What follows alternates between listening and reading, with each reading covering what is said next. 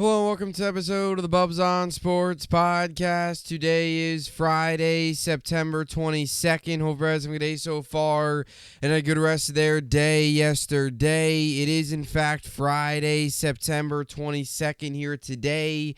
It is a Football Friday podcast. We've got another exciting week of NFL and college football ahead of us. It is always exciting and a big weekend for the New York Jets and a tough loss last night for the New York Giants. We'll break it all down here in today's episode, get you my NFL game picks for week number 3. I know I always say this, but I can't believe it is already week 3, and we are already hitting that point of the year. Week 3 through week 6, you kind of get to see which teams are legit, which teams aren't, and then once you kind of get that basis, then it gets into the rest of the way is kind of playoff teams, which teams are going to make deep runs and all that stuff. But this is a very important part of the year. Every week's important, obviously, but especially this point, because the first couple weeks, you could be 1-1. There's some really good teams that are 0-2 that you expect to be better. But once you get into that week 3, week 4 range, you can't afford falling to 0-3, falling to 0-4, 1-5. And afford to drop all these games. Now is really where it gets really important. And to the teams that are 1-1 like the New York Jets, are you legit? Are you really good enough to be a little bit of are you good enough for the Jets? Are they good enough to be able to go out there and win games without Zach? Or is last week's loss a sign of more things to come? Hopefully that's not the case. So a big week coming up, especially for the Jets. We'll break it all down. We'll get you to what took place in last night's game. We'll also take a look at some of the best college football games up ahead this weekend and on tomorrow. So that should be fun.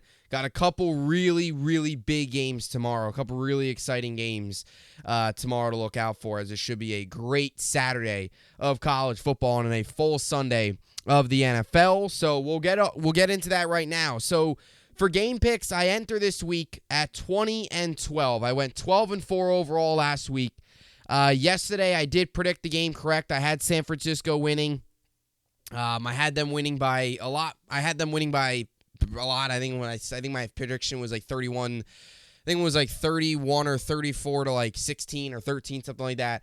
I had it being a blowout. It was a blowout. The Giants were undermanned, missing pieces all over the field, offensive line.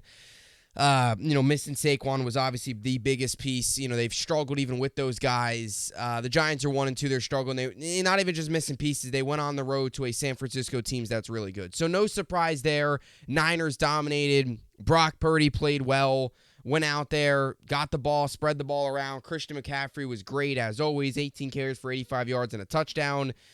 He also had five catches for 34 yards. Purdy threw for 310 yards and 2 touchdowns. No real surprise. Last night was expected for the New York Giants. They're 1-2.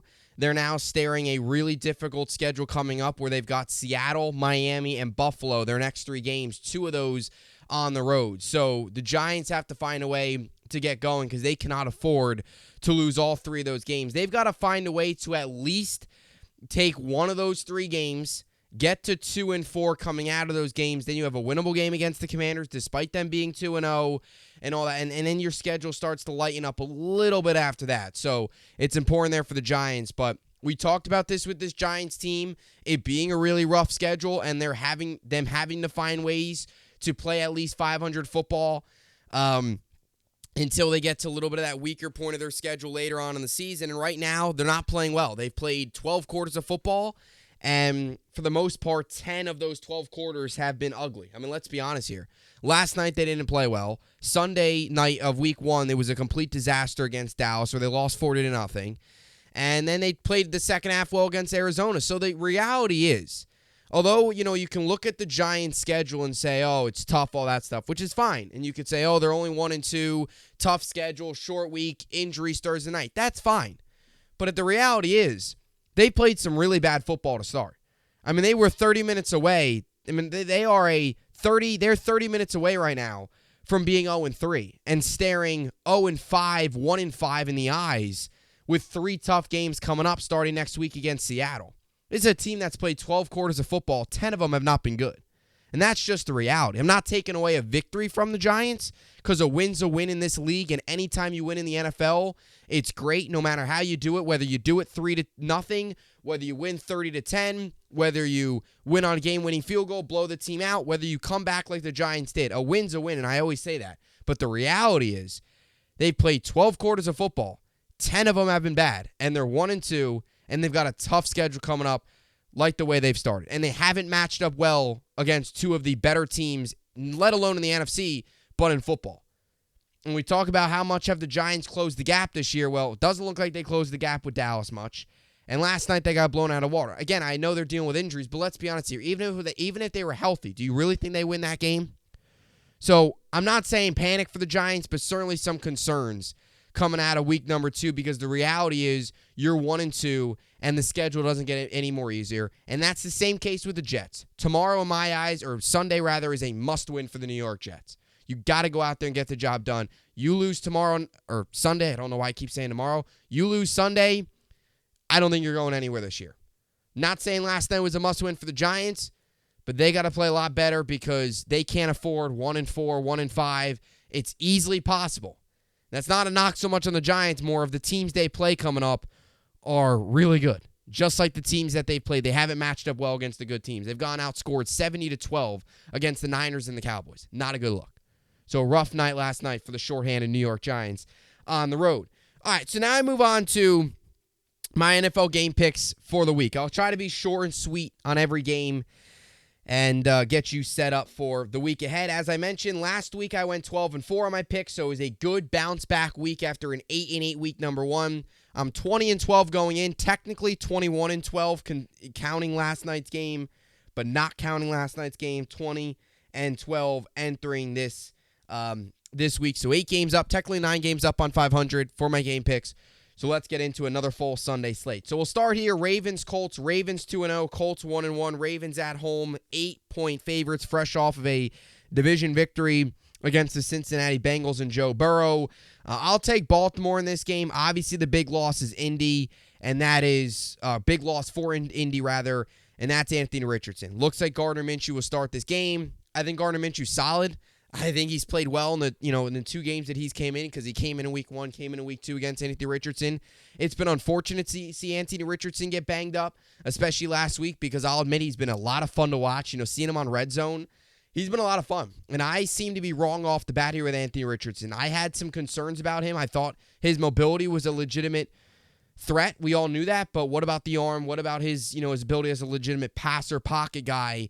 I thought there were some questions there, but he's been great. By far, he's been one of the best, not only rookie quarterbacks, but one of the best rookies we've seen through 2 weeks. So certainly unfortunate. Would have liked to see an Anthony Richardson, Lamar Jackson battle, 2 very mobile quarterbacks.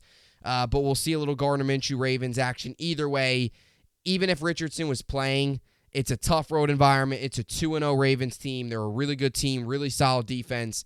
I'll take Baltimore in this game. I think it'll be closer than some think. Indy's been fine the first 2 games. I mean, they're honestly almost 2-0. They almost beat Jacksonville, and they obviously took care of business last week against Houston. So I think Indy will keep it close. I think Baltimore wins. I don't think they'll cover. I'll take Baltimore here. Excuse me. I'll take Baltimore 28-23. Baltimore, take them 28-23. I'll take the over on the over-under. I believe the over-under is 40. Yes, it's 44. So, sorry, I was paused there when I said 40. But either way, 44, 28-23. I'll take Baltimore. They don't cover the 8, so I'll take the Colts +8, but Baltimore gets the job done. Next up, we got the Browns and the Titans. Both teams 1-1. This is an interesting game. Browns obviously coming off a tough Monday night loss. Deshaun Watson has not looked good through 2 games. Did not look good last year. They lost Nick Chubb, which just as an NFL fan was awful to watch. Such a terrible injury. You wish him nothing but the best. You hope he can get back out on the field as soon as possible. Obviously won't be back out there this year, but hopefully next year. You hope it's not anything that, damages the rest of his career. You hope he can bounce back, because that was awful for one of the league's best. To see him go down like that was certainly a blow to the fans, and blow to fantasy lineups for sure as well, but also a blow to the Browns. A guy that is such a workhorse like Nick Chubb, doesn't miss many games throughout his career, so good, so dominant, to lose a running back like that to lose a guy that is so reliable is always a tough blow. They added Kareem Hunt rather. Obviously they've already got, obviously they've still got, pieces around Watson. They could still make this work. They've got Jerome Ford, who I thought did well last week in replacing Nick Chubb. They added Kareem Hunt, who was with them last year, was a free agent. They brought him in. So you have Hunt, you have Jerome Ford. Hunt will play. It's an easy transition for Kareem Hunt because he knows the system. This isn't like you're picking up a new running back. Kareem Hunt's a very solid back. I think he's a number 2 at this point in his career, but him and Jerome Ford going back and forth. Look, it's not the Nick Chubb production, but it's still a solid room. It's still a room that can produce. So I'll take Cleveland in this game. Tennessee's a weird team because they beat the Chargers. They lost, obviously, week 1 in New Orleans. They could easily be 2-0 because both games were close. You kind of just wonder, Tennessee's an interesting team. I still don't fully trust them. I'll take the Browns at home. They looked really good against Cincy. Struggled last week. I'll take Cleveland at home. Browns 20. Titans 16. Browns cover the 3.5. I'll take Cleveland at home for their second win at home of the season. And I'll take the under on the over-under of 39.5. Low-scoring game in Cleveland. Next up, we got the Broncos and the Dolphins. Dolphins, 6.5-point favorites. 47.5 is the over-under. I'm surprised the Dolphins aren't 8-9-point favorites. I really am. Dolphins have looked like one of the best teams in football. I think they've been the best team in the AFC so far. I don't think they've been as good as the Cowboys. You can maybe make the argument the Niners are better, but certainly in the AFC, they've looked like the best team, and I don't think there's much debate. And when you look at Denver, they've got issues. You got Russell Wilson not playing well. They've lost 2 games at home to start the season. They lost 2 games at home against the Raiders and the Commanders. There is zero excuse that the Denver Broncos could not come away with at least one of those games. To lose those 2 games at home to start the season against 2 very winnable teams was just a really tough start, a tough blow to start the season. They now have got to go on the road to Miami against a team that's been so good in 2 weeks in. And this is Miami's home opener, and that crowd's going to be roaring. Give me the Dolphins by an absolute landslide. Dolphins 27, Broncos 13. Dolphins win by 2 scores, cover the 6.5. I think this might be one of the biggest blowouts of the week. I'll take Miami. I'll take the under on the over-under of 47.5. Miami gets to 3-0, and Tua and Tyreek carve up that Denver team.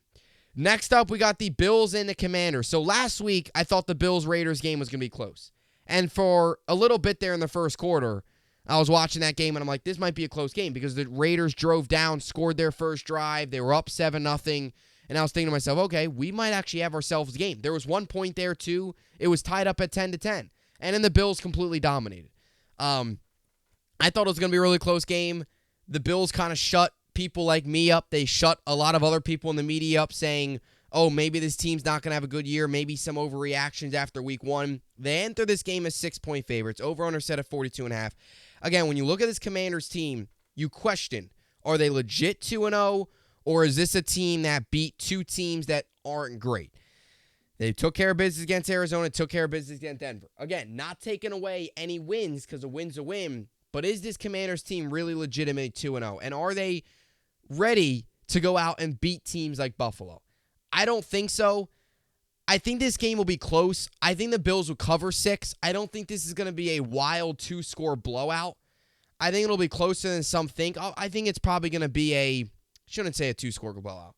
Because I could easily see it being an 8-10 point game, but I don't think this is going to be some 14-17 blowout like we saw last week with the Raiders and the Bills. Again, Commanders at home. The fans have been into it. They've got a very good defense. I think they've got a better team than they've got a better defense than the Raiders. You want to say questions about their offense? Fine. But I'll take the Bills here. I think they'll win. I think they'll cover the 6. I don't see this being a 31-13 blowout, though, like last week.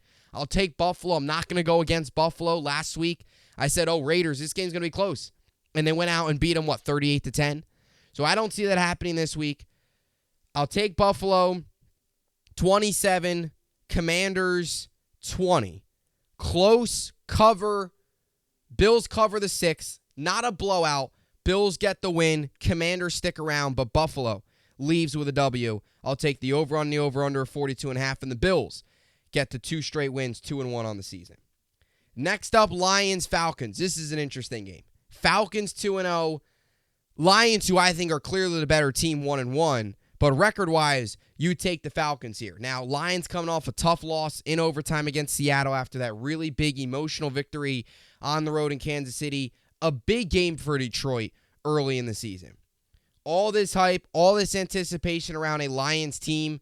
You get a matchup at home, back-to-back weeks. You lose last week to Seattle, fine. This week against Atlanta, I think you've got more talent than Atlanta. You should be able to beat Atlanta. They've played very well 2 weeks in, don't get me wrong. But Detroit is a team, I think, that should easily be able to take the NFC North. And you look at the NFC North, it's wide open right now. Minnesota and Chicago 0-2, and obviously Green Bay and Detroit 1-1. Minnesota, I thought, would be Detroit's only threat. They haven't been a threat so far, and they're in jeopardy of falling 0-3. We'll get to them here soon. I'm going to take Detroit in this game. These are the type of games that I like going. I don't like going against Dan Campbell. He's a very good coach. Guys are going to buy in. Guys are going to believe. He's a coach that's going to have his guys ready. I'm not saying Arthur Smith's not going to have the guys ready for Atlanta. I'm not saying that. But these games are where Dan Campbell's going to thrive. Has his guys ready. You know, the guys are going to believe. Guys are going to buy in. I don't foresee this being a getting caught looking ahead to a big division matchup next week against Green Bay. I'm going to take Detroit over Atlanta. Still don't fully buy into Atlanta. I think they're solid, but I'm going to take Detroit. You know how I feel. Even with the loss last week, I'm still on the Lions train to do some big things this year. I'll take the Lions. 3-point favorites. Give me the Lions. 24-20. Just cover the 3. Late score by the Lions gets this win at home. I'll take the under on the over-under of 46. Lions get the win. All right, next up, we got the Saints and the Packers. Saints, again, another team for the Saints. Been a weird season so far. Very weird season. I mean, let's just tell it like it is. You know, the Ravens are 0, or not the Ravens. The Bengals, rather, 0-2. Chargers are 0-2. You know, you look at teams like the Vikings, 0-2, right? So some of those teams that you didn't expect to be very good, and then the teams that you did expect to be really maybe bad are good. Like the Bucks are 2-0. The Commanders are 2-0. Two teams that I didn't think would be very good, and here they are 2-0. Kansas City, they're 1-1, but they haven't looked like Kansas City of last year through the first 2 games. Even last week with getting Chris Jones and Travis Kelce back, they barely beat Jacksonville. They didn't look the same. So it's like there's been some really real teams, and this is another matchup. Like the Saints are 2-0, Packers are 1-1. You don't really know where to go in this game because you don't really know which team is real, which team's not. If either of these teams are good. For New Orleans, they've won 2 games. They've won 2 games by a combined margin of 4 points, so they've been in close games. You know, as for Green Bay, they went out and blew out Chicago week 1 and then lost the nail-biter but last week against Atlanta. What type of Green Bay team are you going to get? First home game, Lambeau Field. Jordan Love's played fine. He's played well. I'm going to take the Packers here. I've taken the Saints in 2 games up to this point. And the Saints are the road dogs. And I feel like maybe they should be the road favorites just because they're 2-0. And, you know, some of the positions probably favor them. You know, they went into last week on the road, young quarterback, beat him up. Same situation here with Jordan Love. Not that he's extremely young, but you get it. First full year. So I could see their defense, you know, taking over at times. But I'm going to take Green Bay. I'm going to take Green Bay. 1-point favorites. So I think they'll easily cover. Over on the over-under of 42.5. I'll take Green Bay in this game. Not saying, I shouldn't have. I said over-under 42.5, not over on the over-under. I'll take Green Bay in this game. 23-20. Green Bay over on the over-under 42.5. Green Bay covers the 1. Jordan Love wins his whatever you want to call it at Lambeau Field, because it's not his debut. Whatever you want to call it. His first year as a starter debut at Lambeau Field. I'll take the home favorites, Packers, over the 2-0 Saints. Next up, you got the Texans and the Jaguars. Jaguars all day. Texans, you know, last week I thought C.J. Stroud looked better. Without a doubt, definitely looked better. They're without Derek Stingley. That pick from Nick Caserio looks really questionable right now when you see what Sauce Gardner was able to do last year, and Derek Stingley now out 6 to 8 weeks. They knew injuries were going to be a concern. They took the higher ceiling, lower floor guy, and so far, because coming out of college, Sauce was more of the... I apologize. They took the lower ceiling, high floor guy, or they took more of the higher floor guy or higher ceiling guy in Derek Stingley. Sauce, was kind of higher floor, lower ceiling. They took more of the chance with Stingley over the, I guess if you want to put it, the conservative pick. Not that Sauce was a conservative pick, but you get what I'm saying. Stingley, I think, had a little bit maybe more upside just because SEC school, all that stuff. That's the way the Texans viewed it. He's out. They're 0-2. Jacksonville at home. Coming off a tough loss in which they should have beat Kansas City. I'm going to take Jacksonville. I think Jacksonville wins this game by a lot. Road games for rookie quarterbacks are always tough. Trevor Lawrence, Jacksonville, going to be frustrated after that loss last week. They're 8-point favorites. I'll take Jacksonville 27-17. Cover the 8. Jacksonville gets the win at home. I'll take the over on the over-under right at 44, actually. And I'll take Jacksonville at home. All right, next up, final 1 o'clock game here. Vikings-Chargers. This has a chance to be a really, when you look at the records, they're both 0-2. This has a chance, though, to be a super exciting game. Even when you look at the records and both these teams being 0-2, is a massive game. Because whoever falls to 0-3, it's going to get ugly. For Minnesota, if they can win this game, they can easily get back up to 500 next week against Carolina. So this is a big game for them. They can easily turn things around in 2 weeks. For the Chargers, same situation. They can easily get back to 2-2 next week because they got the Raiders. So both these teams have an opportunity, if they win this game, to get back to 500 next week before facing a really tough opponent after that.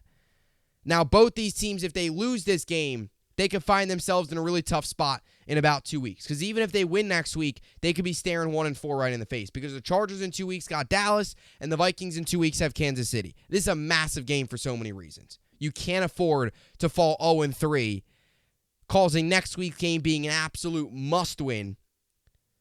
Because then you got some tough opponents after that.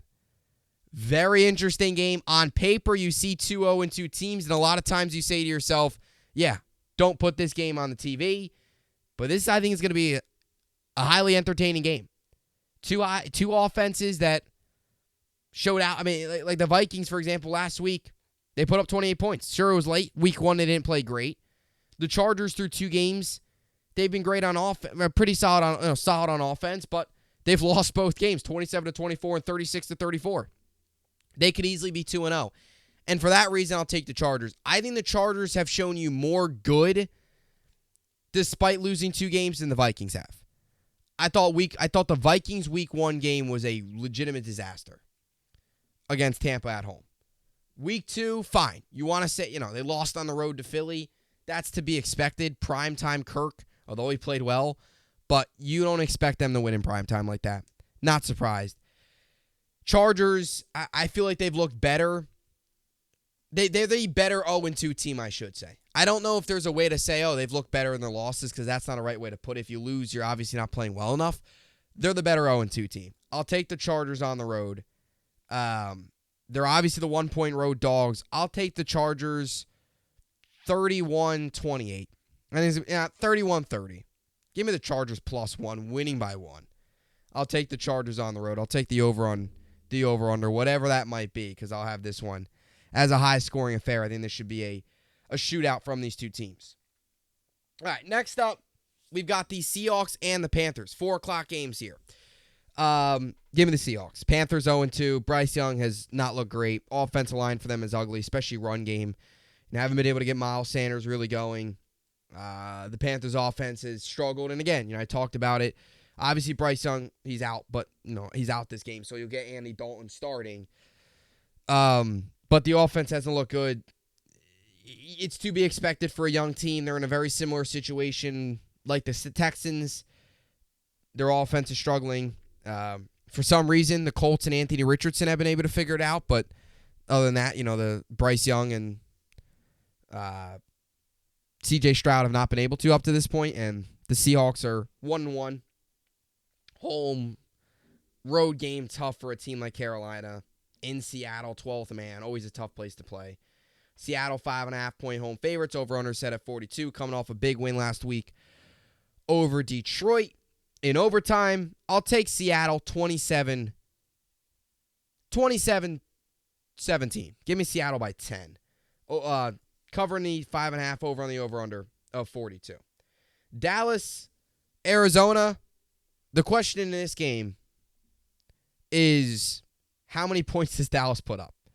Now, again, you don't want to get caught looking ahead. A brutal injury to Trayvon Diggs, which is awful. Really tough blow for a Dallas team that's been so good. I still think they'll find a way to win this game. I still think they'll be a very good team this year, even without Trayvon Diggs. They've got a lot of other pieces. Dallas is 12.5-point favorites, over-under set at 43. I don't like these spreads because there's always garbage time. It's tough to cover spreads like this, and especially last year, I remember Dallas, they had that big spread where they were like 13-point favorites or something over Houston at home, and Houston, I think they lost by like 3. Like Dallas barely won. Houston for a while was winning. And I feel like it's a similar situation here. Road, 12.5-point favorites. And, they're lucky that it's not an easy look-ahead game because next week they've got New England. It's not like they've got Philly next week where they've got a big division matchup. They've got New England who's 0-2 and hopefully goes into that matchup 0-3 if the Jets take care of business like they need to. So that's the part of it, too. Like, if they were playing Philly next week, or if you reverse the schedule, they got San Francisco the week after next week. If Dallas went into this game with a massive road game next week or massive division game next week against a really good team, I would say, yeah, watch out. They might get caught looking ahead. But I just don't see that from this team. They took care of business last week. They crushed the Giants in week 1. Both teams are significantly better than Arizona. Even with the Giants barely beating Arizona, they're better. I'm going to take Dallas here. I think they win by a lot. I'll take them to cover the 12.5 just because it's fun to say that. Give me Dallas 31-13. I'll take Dallas 31-13. I'll take them covering the 12.5. I'll take the under on the over-under of 43. Dallas wins by 21. Or no, Dallas wins by... I can't do math. Dallas wins by 31 minus 13. Dallas wins by 18. So, I'll take them covering the 12.5. Dallas over Arizona. And then two more games here. Chiefs, Bears. Bears have had a lot going on. The Justin Fields drama, some of the off-the-field stuff. I'm going to take the Chiefs here. I think this is a legitimate get-right game for Kansas City. They haven't looked quite right week 1 and week 2 on offense. This is a get-right game against a really poor Bears team going into a primetime matchup next week on the road against the Jets. So I'll take Kansas City here against the Bears, winning by a lot. They're also 12.5-point favorites. I'll say the Bears cover the 12.5 spread here because I think they're better than the Cardinals. But they are on the road. I mean, this could easily be a blowout. I'll take Kansas City 31-17. And then the Bears will put up a little bit more. I'll still take them to cover the 12.5. Bears lose by 14. Chiefs over the Bears. Over on the over-under. Or right at 48, actually, with the 31-17 score. Chiefs dominate Chicago. And one more, Raiders, Steelers. Raiders 2.5-point favorites at home. This was a tough game because you have the Steelers coming off a big win on Monday night, even though it was an ugly win. They got the job done, and that's all that matters. And you've got a Raiders team that's coming off a brutal loss, but a really nice road win. They're 1-1 on the road. I think if you're a Raider, I think that's the way you got to look at it as a Steelers fan. And both these teams. If you would to tell me both these teams, like if both these fan bases through the first 2 weeks, if you would have said, hey, you're going to be 1-1 after the first 2 weeks, I think Steelers fans would take that, and I think Raiders fans would take that because the Steelers had San Francisco and Cleveland. 2 games that aren't easy. In-division games in the AFC North are never easy. And the Steelers took care of business. San Francisco is a juggernaut. And for the Raiders, if you would have said, hey, you got to go on the road for your first 2 games, even with Denver not being that good, you still got to go on the road to Mile High, Denver, and then Buffalo in their home opener. you would have said, yeah, get me out of there 1-1. I'll take that. And they did. Now, last week was ugly, but I think both these teams, the first 2 weeks, I think both fan bases should be okay with where they're at. Now, Steelers fans are not happy with the offense, but you're 1-1. And both these teams, it's a winnable game for both these teams. Winnable. Steelers, it's winnable, and for Raiders, it's winnable. So they have an opportunity to get to 2-1 for both these teams realistically. Now, the over-runs are at 43. Vegas is the home 2.5-point favorites in their home opener. I'm going to take the Raiders here. I was high on them last week. They looked ugly. I think you got to get Max Crosby more involved. Crosby, TJ Watt, those are going to be fun to watch. Pickett and Jimmy G could be seeing a lot of pressure in this game.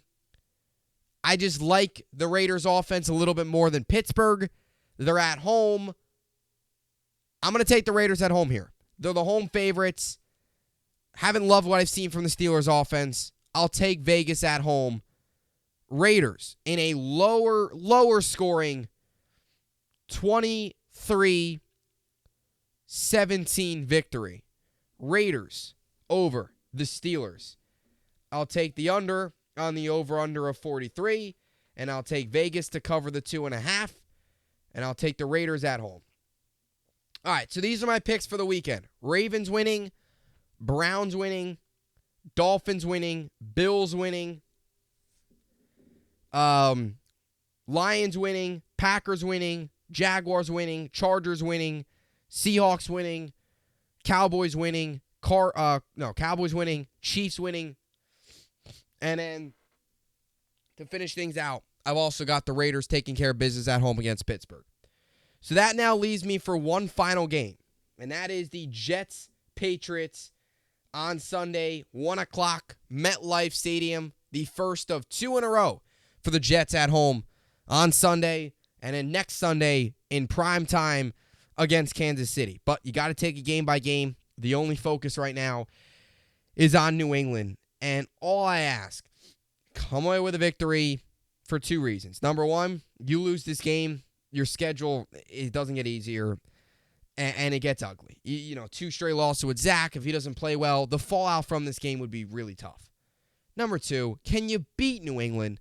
Yeah, I don't care. Look, you want to win, beat New England this week. Is there a chance that you go out there next week and get blown out against Kansas City? Sure, there's that chance. But if you get to 2-1, you get to 2-0 in the division. Let's say Miami somehow loses. You're leading the division. Even after all this, you're leading the division.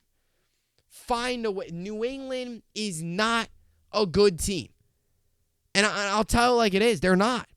They're not a good team. They're 0-2. This Jet team is so much better than New England. You want to say, Mac Jones is better? Fine. But every other position group, you could probably say the Jets are better. Defensively, the Jets are better. They've got the better skill positions. They've got the better wide receivers. You want to maybe say, okay, maybe New England has the better tight ends. Fine. But the Jets are the more talented team. And I think the media and maybe some Jets fans have lost sight of that. Just because we don't have Aaron Rodgers doesn't mean we're not a talented team. Now, sure, Aaron Rodgers is a massive blow. Don't get me wrong. And I'm not trying to sit here and say that Aaron Rodgers not being there doesn't impact the team. That's not at all what I'm saying. But let's stop acting like, Aaron Rodgers goes down. That's obviously a huge blow, and it's awful, and you feel for him. But it's not that, Garrett Wilson's still there. Breece Hall's still here. Sauce Gardner, DJ Reed, CJ Mosley, Quinnen Williams. You've still got all these guys. You've still got all these pieces. Jeremy Ruckert, let's see more of him. Right?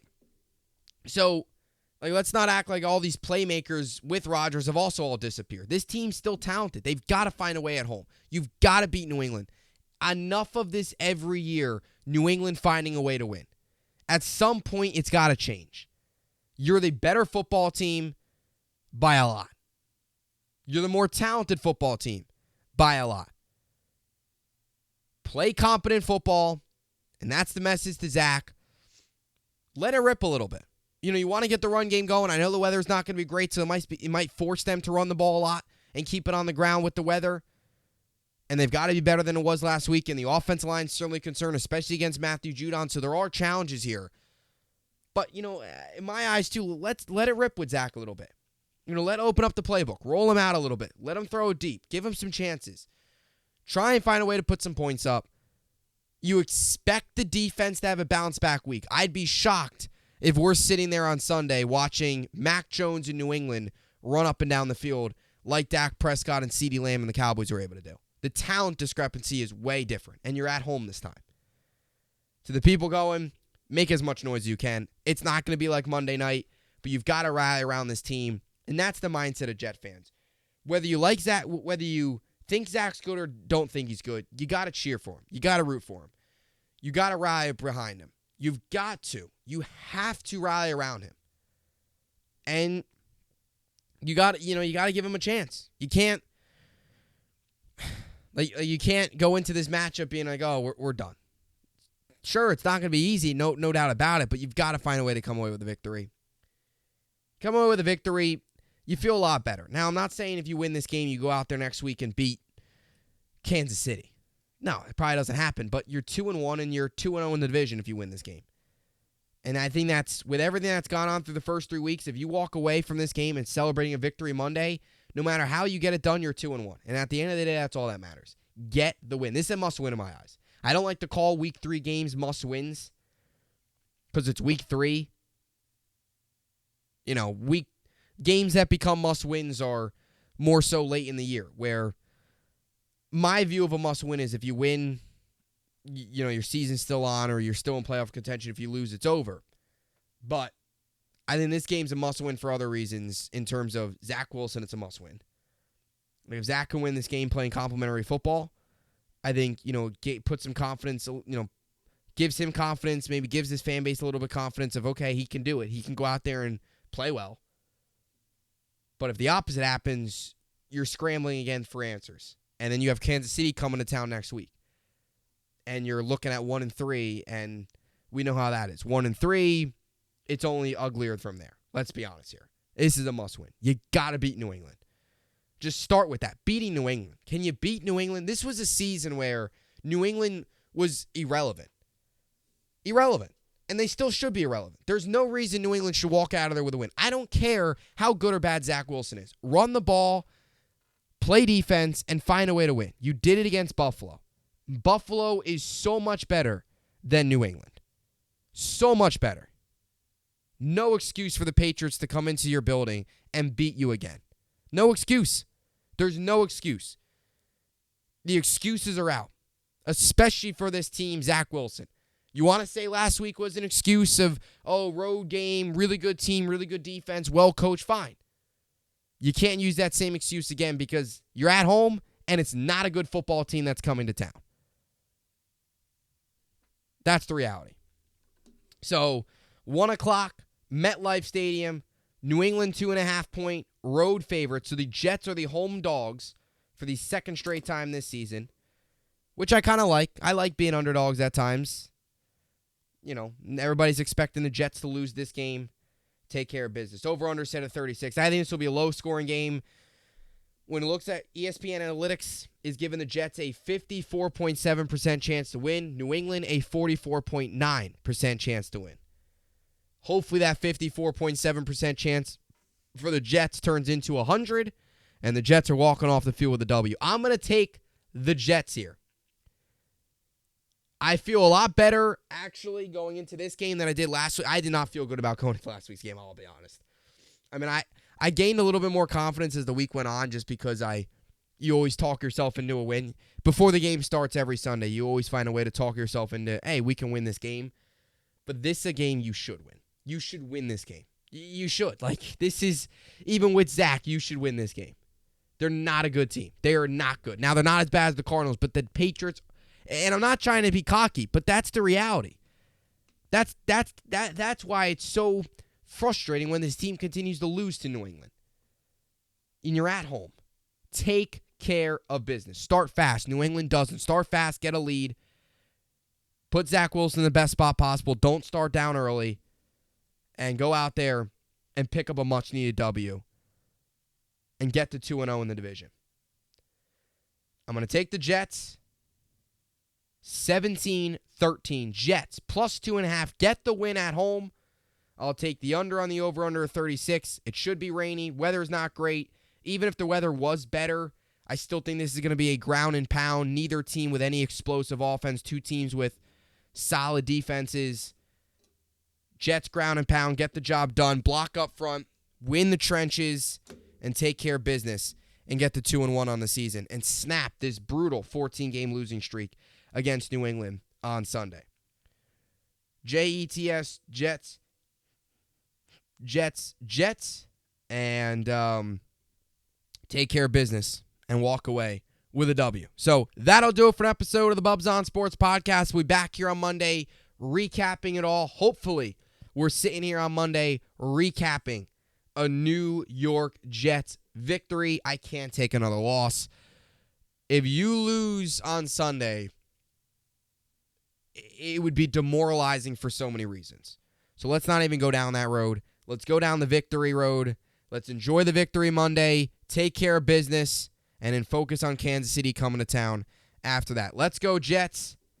Great college football on tomorrow as well. Ohio State, Notre Dame, one of the headline games. That'll be in prime time in Notre Dame, which should be exciting. You've also got plenty of other good games.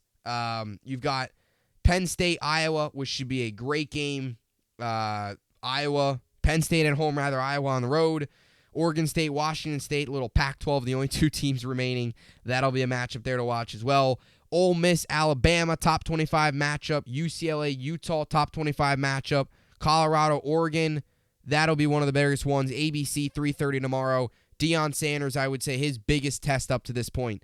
These next 2 weeks are huge for Colorado as they go on the road to Oregon and then host USC next week. So we'll really get to see what this Colorado team could do. They'll be without Travis Hunter, which is a tough blow, but they've still got a lot of other pieces. I'm rooting for Colorado, man. I'm all aboard the Deion train. I think it's been so much fun to watch, and it's been cool to see the players rally around him. Look, you have your issues, the way they built the team, fine. You can go out and do that, but they've been a fun team to watch, and I always enjoy watching exciting teams in college football. So you'll get that this upcoming week. So that'll do it for an episode of the Bubbs on Sports podcast. Enjoy your weekend. College tomorrow, NFL Sunday. Should be a great weekend. We'll see you all back here on the flip side on Monday, recapping it all. As always, hope you enjoyed it, and thanks for watching.